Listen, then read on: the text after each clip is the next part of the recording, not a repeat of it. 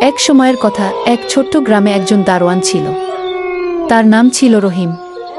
রহিম রাতে গ্রামের সীমানায় পাহারা দিত।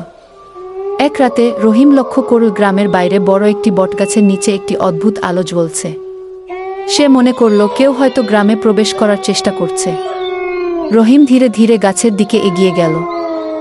যতই এগিয়ে গেল ততই তার মনে এক অজানা ভয় বাসা বাঁধতে লাগল।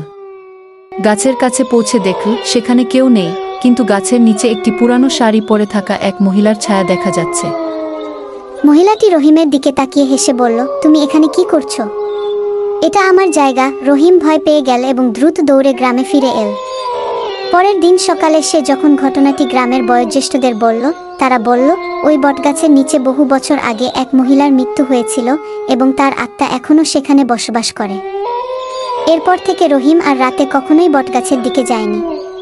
গ্রামের মানুষজনও তাকে সাবধান করে দিল যাতে রাতের বেলায় আর কেউ বটগাছের কাছে না যায়। সেই থেকে সেই বটগাছ গ্রামের সবার কাছে এক ভয়ের জায়গা হয়ে দাঁড়াল।